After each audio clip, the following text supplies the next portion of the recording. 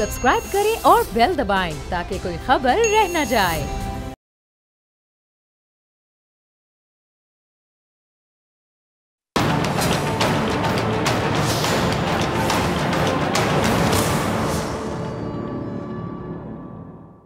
अस्सलामुअलैकुम नाजरीन, मैं हूं डॉक्टर फ़िज़ा अकबर ख़ान और मैं हूं पाकिस्तान और आप देख रहे हैं पाकिस्तान के सबसे बड़े न्यूज़ चैनल का नंबर 1 प्रोग्राम ऐसे नहीं चलेगा।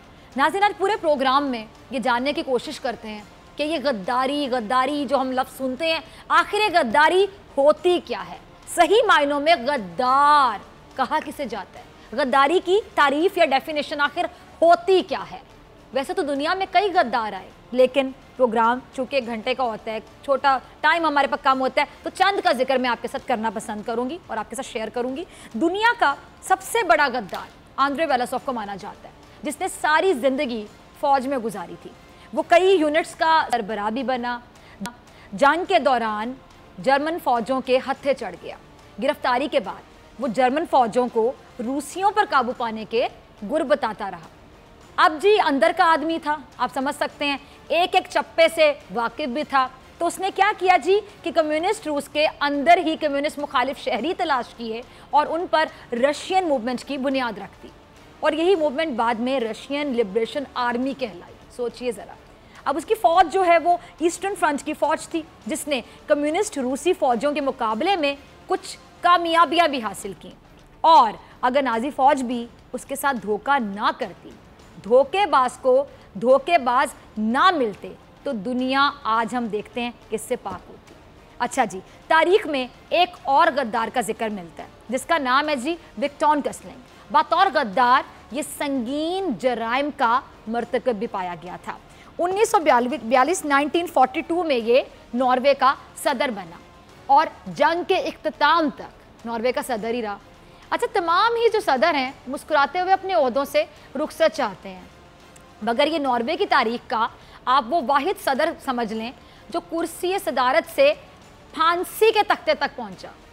दुनिया का तीसरा बड़ा गद्दार मीर जाफर, आप सब ने नाम सुन रखा होगा। उसने बरतानवी फ़ौज के सरबराह रॉबर्ट के साथ प्लासी की जंग में हाथ मिलाया था और मुसलमानों को शिकस्त का बाइस बनाया। अच्छा जी, मीर जाफर अगर ना होता तो शायद अंग्रेज़ 200 साल तक बरे-सगीर पर काबिज न रहते। उस मैदान में कामयाबी के बाद बरतानवी फ़ौज को पूरे खित्ते में कहीं इतनी मजबूत और ताकतवर मज़ामत का सामना नहीं हुआ, जिसमें एक छोटी सी जंग ने बरतानवी फ़ौज को मुल्क के अंदर तक दाखिल होने के रास्ते दिए। एक और गद्दार जिसका नाम है जी चिन्होई। ये चीन का सुपर गद्दार समझ लें। चीन पर तीसरी सल्तनत के ज़माने में जर्चिन हमला और शुमाल की जानिब से हमलावर होते रहे थे। और उसी ज़माने में अगर हम बात करें, एक यूईफो नामी जनरल उस फौज की क़यादत भी करता था। ये जनरल जर्चिन हमलावरों को पैदर पे शिकस्त देने के बाद अपनी सल्तनत दोबारा हासिल करने में कामयाब हो गया। तब जी क्या हुआ कि जिसको तख्त नशीन होने का भी ख्याल आ गया और उसने यूईफो का साथ देने का भी सोचा और थोड़े ही अरसे के बाद ये हुक्मरान रहेगा। उसने सोचा कि इसकी वफात के बाद जो तख्त है वो उसी का होगा। चुनाचे वो हमलावरों से जा मिला अपनी साजिश के तहत, प्लानिंग के तहत, और उसने अपने मुल्क के साथ गद्दारी की। इसलिए लोग अब चिन्होई के मुजस्मे को पत्थर मारकर दिली तसल्ली और तस्कीन हासिल करते हैं। दुनिया का एक और बड़ा गद्दार ट्रैकेस, इसका ताल्लुक यूनान से था। थर्मोप्लाई का एक इलाका है जी, वहाँ के रहने वाला शख्स यूनानियों का एक बड़ा गद्दार कह लें। इसी शख्स ने मगरबी पहाड़ों पर बगावतों को जन्म दिया और इस शख्स ने, अगर हम कहें, अपनी फ़ौज को एक मखसूस सिग्नल ट्रैक रास्ते पर डाल दिया और उस ट्रैक पर फ़ौज घेरे में आ गई और फिर सारी यूनानी फ़ौज को उनके दुश्मनों ने भेड़ बकरियों की तरह, बाकायदा भेड़ बकरियों की तरह ज़बह कर डाला। और इस कत्ले आम का ज़िम्मेदार यही शख्स था जिसका मैंने नाम आपको बताया। अच्छा जी नाज़रीन, ये गद्दार आप तारीख देखें और इनके इक़दामात देखें तो आपको मालूम होगा कि ये वो लोग थे जिन्होंने दुश्मनों को अपने मुल्क के राज दिए, सीक्रेट्स शेयर किए। वो सीक्रेट शेयर किए जो किसी कीमत भी एक पैट्रियट जो हुब्बुल वतनी का जज्बा रखता है शेयर नहीं कर सकता।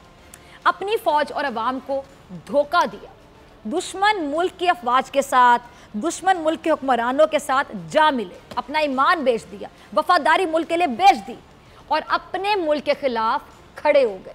ये होते हैं गद्दार और ये होती है गद्दारी। गद्दारी की तारीफ और गद्दारों के बारे में मैंने आपको बताया, जो तारीख हमें बताती है, अपनी तरफ से मैंने कुछ नहीं बताया। कल इस कौम ने देखा कि गद्दारी की एक नई, कहते हैं ना तारीख रकम करना, एक तारीफ रकम करने का भी मैं कहना चाहूंगी, तारीफ रकम की एक नई तारीफ बताई गई गद्दारी की। एक ऐसे शख्स को गद्दार डिक्लेयर करके सजाए मौत का हुक्म दिया गया जिसने इस मुल्क के दिफा में जंगें लड़ी, जो फौज में एक आम से ओहदे पर भर्ती हुआ और फिर वतन से अपनी वफादारी साबित करते करते इस मुल्क का, इस कौम का सिपा सालार बना। इस मुल्क पर हुकूमत करने वाले जमहूरी लोगों ने भी और आमिरों ने भी बहुत गलतियां की, बहुत गलत इकदामात उठाए, लेकिन फिर भी यहां किसी का हक नहीं कि अपने मुखालिफ को डायरेक्ट आप टाइटल दे दें गद्दारी का, गद्दार कह डालें। लेकिन कल एक ऐसे शख्स को गद्दार कहा गया, जो कुछ भी है लेकिन इस मुल्क और कौम का फख्र है, इसलिए क्योंकि उस शख्स ने अपने वतन के लिए जंगें लड़ी हैं। वो कुछ भी हो सकता है लेकिन गद्दार नहीं हो सकता। साबिक army chief general retired Pervez Musharraf साहब, उनको इसी मुल्क की खुसूसी अदालत ने गद्दार डिक्लेयर कर दिया। क्यों किया? बहुत से लोग ये पूछ रहे हैं, सोच रहे हैं, बात कर रहे हैं, क्यों किया? इस पर मैं बाद में बहस करती हूँ। पहले ये परवेज मुशर्रफ साहब का माजी जान लेते हैं, ज़रा आपके साथ कुछ शेयर करूँगी। पाकिस्तान और भारत के दरमियान जो होने वाली पहली जंग जो 1965 में लड़ी गई थी, परवेज मुशर्रफ उस जंग में शामिल थे और उन अफसरान में से थे जिन्हें बहादुरी की एजाज़ी सनद दी गई थी। फिर 1971 की जंग होती है। परवेज मुशर्रफ कंपनी कमांडर की हैसियत से फौज में तब खिदमत अंजाम दे रहे थे और मुल्क के दिफा में सरहद पर लड़ रहा था ये फौजी परवेज मुशर्रफ। और इनकी बहादुरी और दिलेरी की वजह से 1991 में उन्हें मेजर जनरल के ओहदे पर तरक्की दी गई। फिर आता जी 7 अक्टूबर 1998, 1998। 7 अक्टूबर 1998 को चीफ ऑफ आर्मी स्टाफ और 9 अप्रैल 1999, 9 अप्रैल 1999 को chairman joint chiefs of staff मुकर्रर हुए। फिर आता है जी 12 अक्टूबर, ये तारीख सबको याद होगी। 12 अक्टूबर पाकिस्तान की सियासत में उस वक्त एक नया मोड़ साबित हुआ जब मियां नवाज शरीफ ने परवेज मुशर्रफ के तैयारे को पाकिस्तान में उतरने की इजाजत देने से इनकार कर दिया। और उस वक्त परवेज मुशर्रफ मुल्क के सिपा सलार थे। जब एक मुल्क का वजीर आजम, सोचें सर, एक मुल्क का वजीर आजम अपने ही मुल्क के आर्मी चीफ को अपने ही मुल्क की जमीन पर उतरने की इजाजत नहीं देगा और हवाओं में भी साजिशें कर रहा होगा, फजाओं में भी साजिशें कर रहा होगा नीचे बैठ के वो शख्स, तो सोचे क्या होगा? आपके ज़हन में क्या आता है? वही होगा जो फिर उस दिन हुआ। नवाज शरीफ बरतरफ हुए और कौम ने जश्न मनाया और परवेज मुशर्रफ ने मुल्क का इक़्तिदार संभाल लिया। फिर आता है जी 20 जून 2001। 20 जून 2001 को परवेज मुशर्रफ मुल्क के सदर बने। 18 अगस्त की तारीख 2008 सन 18 अगस्त 2008 को परवेज मुशर्रफ ने मुस्ताफ़ी होने का ऐलान कर दिया और फिर उन्होंने सियासी सरगर्मियों में बाकायदा तौर पर हिस्सा लेना शुरू किया, अपनी जमात बनाई। लेकिन फिर उन पर संगीन गद्दारी दर्ज हुए जो अदालतों में चले और इसी दौरान परवेज मुशर्रफ साहब इलाज की गरज से बैरून मुल्क चले गए और अब उनको आइन शिकनी के इल्ज़ाम में गद्दार करार देके सजाए मौत का हुक्म सुना दिया गया। पहले तो मैं आपको दुनिया के उस पहले गद्दार के वो बयानात दिखाती हूँ जिसमें ये मैंने अभी आपसे प्रोग्राम में शेयर भी किया था। आप ज़रा देखें कि दुश्मन मुल्क को ये क्या पैगाम दे रहे हैं, ये ज़रा देखिएगा। नहीं है कि कैसा गद्दार है ये शख्स जो कि अपने से कई गुना बड़े मुल्क के आंख में आंख डाल के उनको जवाब दे रहा है। ऐसा गद्दार तो मेरे ख्याल से मैं भी बनना पसंद करूंगी। क्या बात है! क्या वो लोग जो आज परवेज मुशर्रफ की सजाए मौत पर खुशी के शादियाने बजा रहे हैं और बस नहीं चाह रहे कि गले में ढोल लटका के खुद ढोल बजाने शुरू कर दें, उनमें से किसी एक ने भी भारत के लिए इस तरह का बयान दिया? क्या भारत के किसी एंकर की आंख में आंख डाल के इस तरह ऊंची आवाज में बात की इतने एग्रेशन के साथ? क्या किसी एक ने भी इस तरह दुश्मन की आंख में आंख डाल के, मैं दोबारा पूछूंगी, बात की? मैं बताती हूं, नहीं की। ये शायद दुनिया का पहला गद्दार है जिसने अपनी आधी जिंदगी सरहद पर मुल्क का दिफा करते हुए गुजारी और बाकी की जिंदगी इस तरह दुश्मन मुल्क को बराह रास्त जलील करके गुजारी। परवेज मुशर्रफ शायद वो वाहिद गद्दार हैं जिनसे पूरी कौम मोहब्बत करती, जिन्होंने हर महाज पर अपनी कौम की तर्जुमानी की, फ़ौज के साथ साथ कौम का हौसला भी बुलंद रखा। परवेज़ मुशर्रफ साहब तारीख के वो पहले गद्दार हैं मेरे ख्याल से जिनको कौम गद्दार मानने को तैयार नहीं है। ऐसा ही है, देख रहे हैं ना आप लोगों का रिएक्शन, कोई गद्दार मानने को तैयार नहीं है। और ये पाकिस्तान की तारीख का वो वाहिद फैसला है जिस पर पाकिस्तानी कौम में गम है, गुस्सा है, अजियत है, तकलीफ है, लेकिन दुश्मन मुल्क में खुशियां मनाई जा रही हैं। देखें जरा, मुशर्रफ, बदकिस्मती से ये पाकिस्तान की तारीख रही है कि यहाँ जमहूरियत बहाल ही मुल्क दुश्मनी करके होती है, अवाम दुश्मनी करके कहने की होती है। इस मुल्क में जमहूरियत अगर बहाल होगी तो उसका सबूत होगा कि किसी फौजी को फांसी दे दो, या फिर फौज के खिलाफ खुलेआम जहर उगलना शुरू कर दो, या फिर फौज को ज़लील और रुस्वा कर दो, या फिर अपनी ही फौज के सबसे बड़े ओहदे का मजाक बना डालो। क्यों? आज मैं पूछती हूँ क्यों? पाकिस्तान का सबसे मुनज़्ज़म, सबसे मजबूत इदारा फौज का इदारा है। ये बात क्यों पाकिस्तान में रहने वाले कुछ लोगों को खटकती है? आज मैं वाज़ेह अल्फाज में पूछती हूँ लोगों से, गद्दारी किसे कहते हैं? आप परवेज़ मुशर्रफ को जो चाहें सजा दें, जेल में डाल, इल्ज़ाम तो कम से कम ऐसा लगाएं जिससे इस मुल्क का वकार मजरू ना हो। एक शख्स जिसने सारी जिंदगी मुल्क के दिफा में गुजार दी, उसको आप गद्दारी कह दो डायरेक्ट। क्यों भाई? क्योंकि उसने आइन शिकनी की, आइन तोड़ा। जिन लोगों ने मुल्क तोड़ दिया उनको आप हीरो कहते हो, और जिस पर आइन तोड़ने का इल्जाम लगाते हो उसे गद्दार कहते हो। ये कौन सा मयार है? ये कौन सा मयार है? अगर यही मयार है तो फिर खोलो JIT का वॉल्यूम नंबर 10 और नवाज शरीफ को गद्दार डिक्लेयर करो। खोलो फिर से मेमो गेट और जरदारी को भी गद्दार डिक्लेयर करो। डॉन लीक्स पर मरियम सफदर को गद्दार डिक्लेयर करो। मॉडल टाउन में जिस तरह आइन की धज्जियां उड़ाई गई थी, हामला औरतों पर सीधी गोलियां चलाकर दिन दिहाड़े कत्ल किया गया था, उनके जिम्मेदारों को गद्दार डिक्लेयर करो और फांसी दो। इंतजार किस बात का है? अगर परवेज़ मुशर्रफ गद्दार हैं तो उनसे हलफ लेने वाले साबिक चीफ जस्टिस इफ्तिखार चौधरी क्या गद्दार नहीं है? करो उनको गद्दार डिक्लेयर और फांसी दो। परवेज़ मुशर्रफ की काबीना वजीर आजम को भी गद्दार डिक्लेयर करो और फांसी दो। जो लोग अमेरिका से कहते रहे कि आओ और हमारे मुल्क में ड्रोन मारो, उनको भी फांसी देनी बनती है, उनको भी डिक्लेयर करें गद्दार। असमंद यारवली पाकिस्तान और कायदे आजम को बुरा भला कहता रहा, मुल्क तोड़ने का कहते रहे, उनको भी गद्दार को, उनको भी फांसी दो। महमूद अचकजई KP को अफगानिस्तान का हिस्सा कहते रहे, वो भी तो फिर गद्दार हुए, उनको भी बोले गद्दार। PTM सरेआम मुल्क तोड़ने का कहती है, आज़ाद पख्तूनख्वा बनाने की कोशिश करते हैं और कहते भी हैं। पकड़ो उनको, गद्दार कहो उनको, फांसी दो उनको। जिसने नारा लगाया था कि एक तरफ तुम और एक तरफ हम, उसको हीरो मत कहो, गद्दार कहो। मयार फिर एक ही रखें ना सबके लिए। अगर आइन शिकनी की सज़ा मौत है या फिर शिकनी करने वाला गद्दार है तो फिर सिर्फ परवेज़ मुशर्रफ ही क्यों? ये मेरा सवाल है। उस आइन और कानून के साथ किसने गलत नहीं किया? इस आइन और कानून को किसने पामाल नहीं किया? क्या सिर्फ एक नाम नेहाद मुंतखब हुकूमत को हटाना ही आइन शिकनी के जुमरे में आता है? और वो हुकूमत कैसे हटाई गई ये भूल गए सब? क्योंकि हुकूमत करने वाले ने अपने ही मुल्क के आर्मी चीफ को उसी के मुल्क में उतरने की इजाज़त नहीं दी थी। दोबारा कहूँगी कि हवाओं में भी साजिशें हो रही थी और उस पर आप एक ऐसे शख्स की वफादारी, उसकी फ़र्ज शनासी और उसकी वतन से मोहब्बत पर सवालिया निशान लगा दो। क्या वो मौत से डर कर पाकिस्तान नहीं आ रहा? अगर वो मौत से ही डरता तो फ़ौज में क्यों गया था? जंगें क्यों लड़ी थी?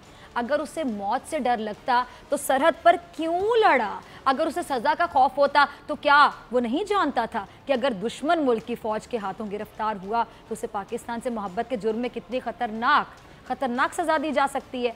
इस मुल्क का 3 बार वज़ीर आज़म रहने वाला शख्स जो साबित शुदा मुजरिम हो, वो आज अपने आधे ख़ानदान के साथ बाहर हो, कौमी बीमार, जिस पर का पैसा लूटने का इल्ज़ाम साबित हो चुका, और उसको इंसानी हमदर्दी की बुनियादों पर रिलीफ भी दिया जाए।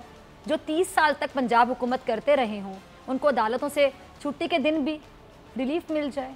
जिन्होंने सिंध का बेड़ा गर्क कर दिया, वो एक के बाद एक ज़मानत पर रिहा हो जाएं। जो पिछले 10 साल तक इस मुल्क को खाते रहे, वो आज भी मुअज़्ज़ज़ और वफ़ादार ठहरे, वो आज भी जमहूरी और रहनुमा ठहरे। और जो सरेआम अदालतों को गालियां देते रहे, जजिस को धमकियां देते रहे, तड़ियां लगाते रहे, अपने मुखालिफिन को गद्दार कहते रहे, अदालतों पर हमले करते रहे, वो झूठी बीमारी का बहाना बनाकर लंदन में वॉक करते नजर आए, वो आज भी मुहब्बे वतन हैं, वो आज भी मोहतरम हैं। बेशक होंगे, मैं उनकी हुब्बुल वतनी पर सवाल उठाने का हक नहीं रखती हूँ, लेकिन एक ऐसा शख्स जिसने बेशक कुछ गलत किया होगा, जिसके कुछ इकदाम सही नहीं होंगे, जिससे इख्तिलाफ किया जा सकता है, जिसको सज़ा भी दी जा सकती है, लेकिन उसको गद्दार कह देना, क्या ये उस शख्स के लिए मौत से कम होगा? जिसने सारी ज़िंदगी अपने वतन का दिफा करते हुए गुजार दी, जो कानून बना ही 2010 में था। ये पॉइंट ज़रा नोट करें। उसका इतलाक 2007 के मुकदमे पर कैसे कर दिया गया? जिस परवेज़ मुशर्रफ को आपने आसानी से गद्दार डिक्लेयर कर दिया, उसके दौरे हुकूमत में आलमी मयार की 19 यूनिवर्सिटियां कायम की गई थीं। आलमी दर्जा बंदी में पाकिस्तान बैंकिंग मुनाफे में तीसरे नंबर पर आ गया था। इंफॉर्मेशन टेक्नोलॉजी की अगर मैं बात करूं तो इंफॉर्मेशन टेक्नोलॉजी की सनद जो सनद थी वो $2 बिलियन तक जा पहुंची थी, जिसमें 1 बिलियन की बरामदात भी शामिल थी। सीएनजी सेक्टर में $70 बिलियन की सरमायाकारी हुई थी। टेलीकम्युनिकेशन सेक्टर की बात करूं तो 10 बिलियन की सरमायाकारी से 1.3 मिलियन नौकरियों के मौके पैदा हुए। मुल्क में पहली बार सनती पार्क्स का क़याम अमल में लाया गया। और सैंडिक की बात करूँ, रैकोडिक की बात करूँ, मार्बल की बात करूँ, कोयले की बात करूँ, इसकी पैदावार जैसे बड़े मंसूबे कामयाबी से तकमील के मराइल तय करने लगे थे। और आगे हम जरा थोड़ा चलें तो फॉरेन रिजर्व की बात करूँ तो $700 मिलियन से बढ़कर $17 बिलियन तक पहुंच गए थे। कराची स्टॉक मार्केट 700 पॉइंट से बढ़कर 15,000 पॉइंट्स तक जा पहुंची थी। शरह ख्वानदगी की बात करूं तो 11% बेहतर हुई, गुर्बत 10% कम हुई।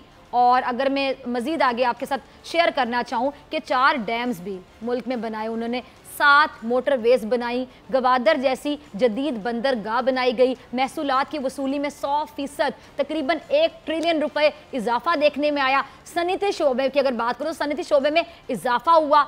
चीन और भारत के बाद पाकिस्तानी मईशत तेज़ी से बढ़ने वाली तीसरी मईशत बन गई थी। Institute of space and technology का क़याम अमल में लाया गया, वर्चुअल यूनिवर्सिटी का क़याम, 4 सदा यूनिवर्सिटी का क़याम, यूनिवर्सिटी ऑफ गुजरात का क़याम, मालाकंद यूनिवर्सिटी का क़याम, कपड़े की बरामदात $11 बिलियन, गैर मुल्की सरमायाकारी $8 रही। ये कैसी गद्दारी की तारीफ बताई गई इस मुल्क में? ये कैसा गद्दार था जो इतना फ़ायदा दे गया इस मुल्क को? ये कैसी तारीफ बताई गई गद्दारी की जिस पर मुझ समेत यकीन जानिए हर आदमी हैरान है और परेशान है, पशेमान है। देखिए ज़रा।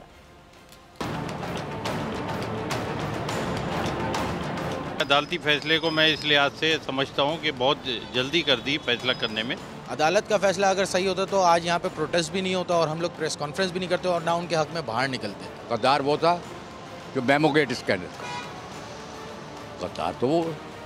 गद्दार वो है जो डॉन लीग का है, वो गद्दार हो सकता है।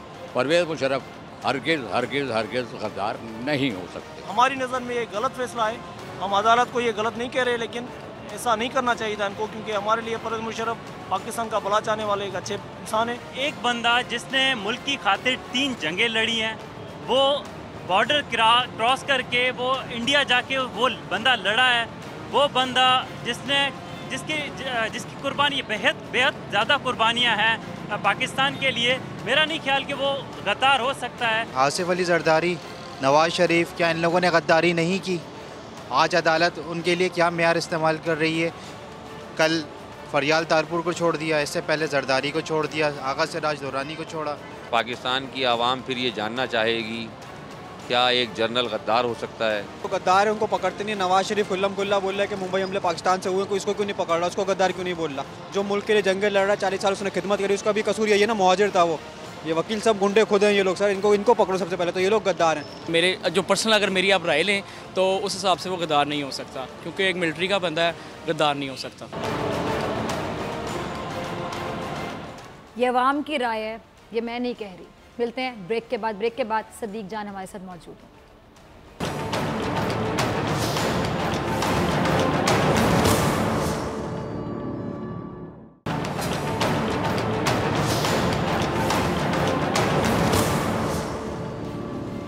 वेलकम बैक नाज़रीन, आप देख रहे हैं ऐसे नहीं चलेगा। मैं हूं आपके साथ डॉक्टर फ़िज़ा अकबर खान। ब्रेक पे जाने से पहले आपने आवाम बोल हमारा सेगमेंट देखा, जिसमें आवाम खुद बोलती है, अपने जज्बात का इजहार करती है। और आवाम के जज्बात आपने देखे इस फैसले के बाद क्या थे और उन्होंने अपनी राय का इजहार किया। और मैं भी कहना चाहूँगी कि आज वो तमाम लोग खुश हैं जो फ़ौज से ना खुश हैं। आज अगर आप देखें तो वो लोग जो बहुत खुश दिखाई देते हैं, जिनकी इज्जत पाकिस्तान से ज़्यादा भारत में होती है, आज वो लोग खुश हैं जो जमहूरियत का मतलब ही शायद फौज को गाली देना समझते हैं। आज वो लोग पाकिस्तान के अवाम को भी नजरअंदाज कर रहे हैं, उनके जज्बात को भी नजरअंदाज कर, क्योंकि आज उनको कानून की बालादस्ती मुशर्रफ की फांसी में नजर आई है। कल जब इन अदालतों ने नवाज शरीफ को नाअहल किया था, याद करें, और नवाज शरीफ साहब ने सरेआम अदालतों को गालियां निकाली थी, तड़ियां तक लगाते थे जजिस को। ये लोग उस वक्त नवाज शरीफ के हक में थे, ये लोग उस वक्त अदालतों के खिलाफ बोल रहे थे। कल जब अदालतों ने आसिफ जरदारी साहब को पकड़ा तो ये लोग क्या कह रहे थे? इंसाफ के निज़ाम का रोना रो रहे थे। कल जब मरियम नवाज शरीफ गिरफ्तार हुई, हमजा शहबाज गिरफ्तार हुए और दीगर नाम नेहाद जमहूरियत पसंद गिरफ्तार हुए, तो आज के जश्न मनाने वालों को कल की अदालतें किस चीज़ की अलामत दिखाई देती थी? याद करें ज़रा, जुल्म की, जबर की अलामत लगती थी। लेकिन क्योंकि सज़ा एक साबिक सिपा सालार को हुई, और किस जुर्म में? मैं मान सकती हूँ कि परवेज़ मुशर्रफ साहब को जुर्म कर सकते हैं, कोई गलत इक़दाम कर सकते हैं, कोई गलत बात कर सकते हैं, लेकिन मैं ये नहीं मान सकती, कौम ये नहीं मानने को तैयार कि मुशर्रफ गद्दार हो सकते हैं। ये गद्दारी का टाइटल पहले उनको दें जिन्होंने इस मुल्क के दुश्मनों के साथ हाथ मिलाया। ये गद्दारी का टाइटल पहले उन लोगों को दें जो रहबर के रूप में राहजन बन गए। ये गद्दारी का टाइटल पहले उन लोगों को दें जिन्होंने जमहूरियत के नाम पर अवाम का खून चूसा। ये गद्दारी का टाइटल पहले उन लोगों को दें जिन्होंने चोरी छुपे अमेरिका और दीगर ममालिक को अपराध दिए, सीक्रेट शेयर किए। ये गद्दारी का टाइटल पहले उन लोगों को देना बनता है जो मुल्क तोड़ने का सबब बने। ये गद्दारी का टाइटल पहले उन लोगों को देना बनता है जिन्होंने 3 बारियां ली, लेकिन एक टके का काम इस मुल्क के लिए नहीं किया। ये गद्दारी का टाइटल पहले उन लोगों को देना बनता है जो जमहूरी मुंतखब हुकूमतों का हिस्सा थे और बाद में वही दूसरे ममालिक में शहरियत हासिल करे, पाकिस्तान के खिलाफ आज भी बकवास करते हैं खुलेआम। ये गद्दारी का टाइटल पहले उन लोगों को दे जिन्होंने आइन के तहत हलफ लिया था और वो इक़्तिदार में आकर अवाम की खिदमत करेंगे, ना कि मॉडल टाउन में दिन दिहाड़े 14 लाशें गिराएंगे। ये गद्दारी का टाइटल तो उन लोगों को पहले देना बनता है जिन्होंने रियासत के खिलाफ नजरियाती तौर पर बाकायदा बगावत की, जिन्होंने अपने ही मुल्क की फौज और अदालतों पर बेबुनियाद इल्जामात की बुछाड़ की, जिन्होंने कहा कि हम लोग दहशतगर्द इसलिए छुपाते हैं ताकि भारत के जहाज उनको मार ना सकें।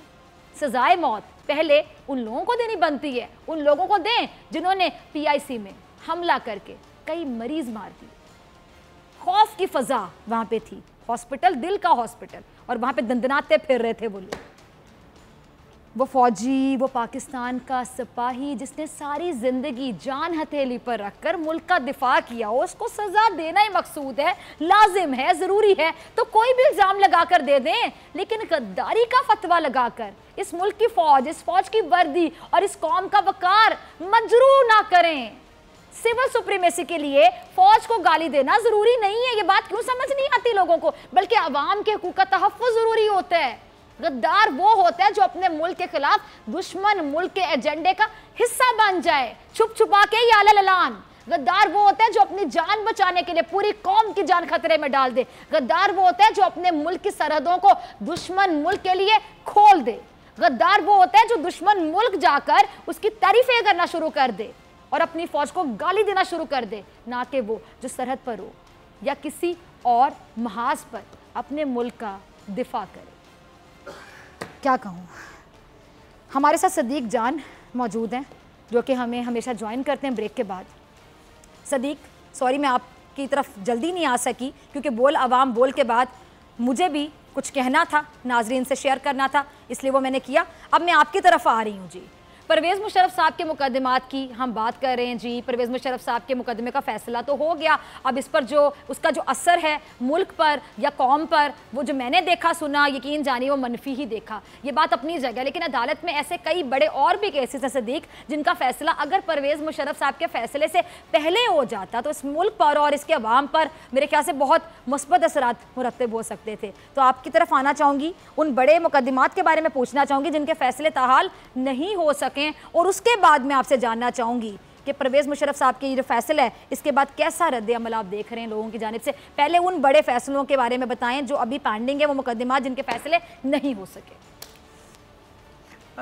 जी बिल्कुल, आपने दुरुस्त कहा कि अगर आइन को मुअत्तल करना जो है ये गद्दारी है, तो ये बताएं कि आइन के पहले 40 आर्टिकल जो ये कहते हैं कि जो भी हुक्मरान होगा जो भी इदारे होंगे उनको आवाम को क्या क्या फराहम करना है। तो ये बताएं कि जो 40 आर्टिकल्स पे आज तक जो अमल दरामद नहीं हो सका, तो बुलाएं उन सबको जिन्होंने पिछले 30-40 सालों में 3-3 बारियां ली हैं और आज तक आवाम को वो पहले 40 आर्टिकल्स में जो आवाम से वादा किया गया है कि आपको सेहत की सहूलत देंगे, तालीम की सहूलत देंगे, आपको जान माल का तहफ़्फ़ुज़ देंगे, इन सारे आर्टिकल्स पे भी फिर आप बात करें।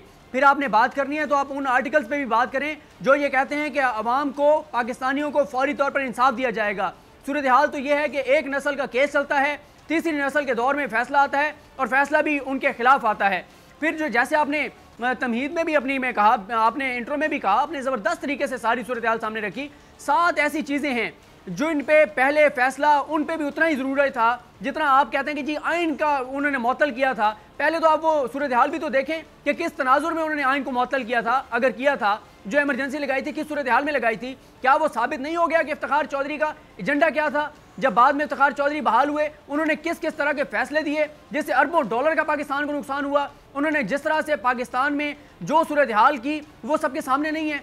और जो 7 केसेस की आपने बात की, सबसे पहले तो आप ये बताएं कि 12 मई 2007 वकला को जिंदा जलाया गया, कराची के शहरियों को जिंदा जलाया गया, कत्ल किया गया, बेदर्दी से मारा गया, क्या उनका फैसला हो गया? आज जब हम ये प्रोग्राम कर रहे हैं, आज पूरे 40-100 दिन हो चुके हैं उस वाक़े को, आज तक उसके कातिल नहीं पकड़े गए। उसके बाद आप आए सानिया बल्दिया पे। क्या पाकिस्तान की तारीख में ऐसी मिसाल मिलती है कि भत्ते के नाम पे, पैसा लेने के नाम पे 260 मजदूरों, गरीबों को जिंदा जला दिया जाए? क्या उसका फैसला हो चुका है? 2500 से ज्यादा दिन गुजर चुके हैं। उसके बाद आप आ जाएं 2015-14 में, 17 जून 2014 जब मॉडल टाउन में 14 लोगों का कत्लेआम किया गया रियासती दहशतगर्दी के जरिए, जब वहां पे हमला खवातीन के जबड़ों में गोलियां मारी गई। 2009 दिन, आज के दिन जब हम बात कर रहे हैं, 2009 दिन गुजर चुके हैं। सारे चैनल्स ने लाइव दिखाया था। क्या सानिया मॉडल टाउन के कातिल पकड़े गए हैं? और उसके बाद आप आ जाएं बाकी जो केसेस हैं, जो करप्शन के केसेस हैं, जो लूटमार के केसेस हैं। फिर आप आ जाएं chief justice of Pakistan Asif Saeed Khan Khosa साहब ने कहा था कि पाकिस्तान की अदालती तारीख, 72 साल अदालती तारीख में ऐसी कोई मिसाल मौजूद नहीं है कि किसी सजा याफ्ता मुजरिम को पाकिस्तान से बाहर जाने की इजाज़त दी गई हो। लेकिन एक सजा याफ्ता मुजरिम पूरे निज़ाम इंसाफ को, पूरे पाकिस्तान के निज़ाम को, इदारों को मुंह चढ़ाते हुए जो है वो हट्टा कट्टा, जाली, मुबैना, बीमार, वो आराम से बैठ के जहाज़ में और यहाँ से फरार हो जाता है। उस पर भी आप खामोश रहते हैं। बाकी सारी बातें छोड़ दीजिए। सानिया सहवाल देख लें, पूरी कौम ने आपसे मुतालबा किया कि इसके ऊपर आपको नोटिस लें, उसके ऊपर कोई आपको नोटिस नहीं होता, उसका फैसला नहीं होता। वो फैसला होता भी है तो वो सारे बरी हो जाते हैं। उसके बाद आप अभी देखें 11 दिसंबर को पाकिस्तान की तारीख में जो है ये मिसाल नहीं मिलती कि दहशतगर्दों के अलावा, खुदकुश बम्बार जो हैं उनके अलावा कभी कोई और तबका इस तरह से हॉस्पिटल के ऊपर जाके हमलावर हुआ हो। वो हॉस्पिटल में जाते हैं, हमला करते हैं, मरीजों के मास्क उतारते हैं, ऑक्सीजन उतारते हैं और वहाँ पे कत्ल करते हैं, शहीद करते हैं उन मरीजों को जो कि वहाँ इलाज करवा रहे थे। उस 6 पाकिस्तानी जो जान से गए, क्या वो पाकिस्तानी नहीं थे? एक आइन को मुअत्तल करना, आइन को मुअत्तल करना बड़ा जुर्म है या इंसानों की जानें लेना ज़्यादा बड़ा जुर्म है? जितने हमने वाक़यात जो बताए, 7 चीज़ें बताई, इन 7 चीज़ों में बताएं जो कत्ल हुए, जो शहीद हुए, जिनकी जानें ली गई, क्या उनको इंसाफ देना हमारे इदारों का काम नहीं था? एक मुशर्रफ का केस बहुत अहम था कि जल्दी में फैसला करना है और जल्दी में इंसाफ के तकाजे पूरे होते हैं, नहीं होते। जो भी है, मुझे ये समझ नहीं आता, सदीक मुझे बताएं, इससे बड़ा जुर्म क्या होगा कि आपका एक चीफ ऑफ आर्मी स्टाफ और आपने तैयारा साजिश केस, जब तैयारा हवाओं में था, फिजाओं में था और बाकायदा नीचे बैठे नवाज शरीफ साहब साजिशें कर रहे थे, किसी से ढकी छुपी बात नहीं है, सबको पता है। तो वो कितना बड़ा जुर्म था, कितना बड़ा क्राइम था कि आप हवाओं में साजिशें कर रहे हैं, अल्लाह आपको कोई पूछने वाला नहीं, पकड़ने वाला नहीं, सजा देने वाला नहीं। देखिए बात यह है, चले हम पुरानी बात नहीं करते, हम 99 की बात नहीं करते। बताएं कि जो डॉन लीग्स 1 हुआ था जिसमें आपने अपनी फौज को बदनाम किया, डॉन लीग्स 1 को भी छोड़ दीजिए, वो जो मरियम सफदर साहिबा जो मीडिया सेल चला रही थी, हाँ बिल्कुल सोशल मीडिया सेल चला रही थी, और उन वो जो तनख्वाहदार मुलाजिम उन्होंने रखे हुए थे, सोशल मीडिया एक्टिविस्ट, उनको तनख्वाह कहाँ से मिलती थी? आपके, हमारे और पाकिस्तानियों के टैक्स के पैसों से मिलती थी। और वो कर क्या रहे थे? वो वहाँ पे वज़ीर-ए-आज़म हाउस में बैठ के पाकिस्तान की फौज को बदनाम कर रहे थे, पाकिस्तान की फौज के खिलाफ जहर उगल रहे थे, पाकिस्तान की फौज के खिलाफ सोशल मीडिया पे ट्रेंड्स बना रहे थे। और उसको भी छोड़ दीजिए, डॉन लीग्स 2 वो बयान जो आलमी अदालत इंसाफ में भारत हमारे खिलाफ इस्तेमाल करता है। नवाज शरीफ साहब मोदी को घर बुलाते हैं, नवाज शरीफ साहब जिंदाल को बुला के मुलाकातें करते हैं, नवाज शरीफ साहब बाहर पैगाम भिजवाते हैं कि मेरी फौज आई गलत। तो ये सारी चीजें होती रही, इन चीजों को भी तो आप देखिए ना, क्या अगर वो गद्दारी थी और तो ये गद्दारी माजरत के साथ में कहूंगी, जो कुछ कर रहे थे, मैं माजरत के साथ कहूंगी कि ये चीजें होती हैं जिसको कहते हैं गद्दारी। मैं अभी भी, मेरी रूह कांप रही, मेरे हाथ कांप रहे, मेरे अल्फाज मेरा साथ नहीं दे रहे, मैं अभी भी नवाज शरीफ को गद्दार नहीं कह रही। गद्दार कहना किसी को बहुत बड़ी बात होती है, हालांकि सीधे सीधे गद्दारी वाले काम है ये कि भारत को खुश कर रहे हैं आप, उनके मुंह में अल्फाज डाल रहे हैं आप, भंगड़े डाल रहे हैं भारत, उनका मीडिया, लड्डू मिठाइयां वहां बांटी जा रही है, ढोल की थाप पे रक्स हो रहे, तो फिर जब दुश्मन खुश हो रहा है तो फिर क्या बात रह गई पीछे।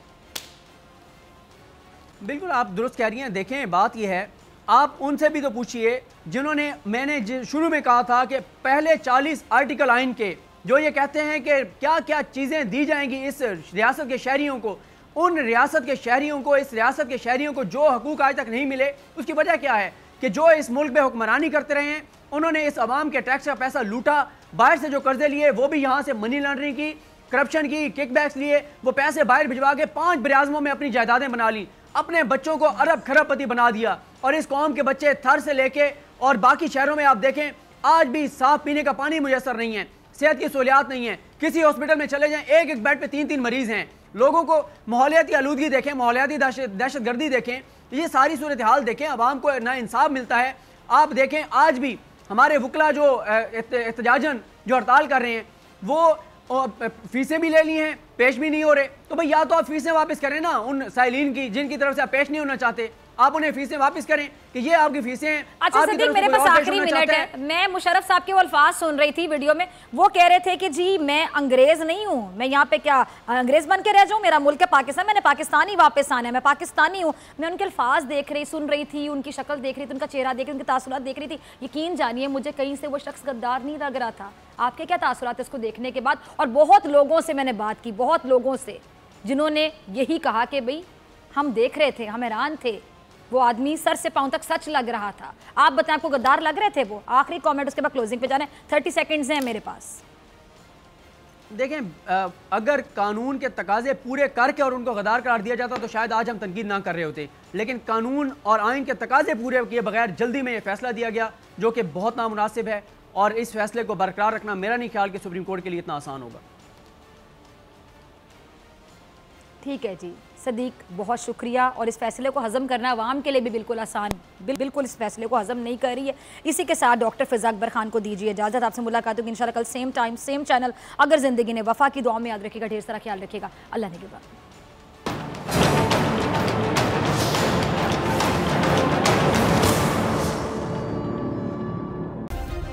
सब्सक्राइब करें और बेल दबाएं ताकि कोई खबर रह न जाए।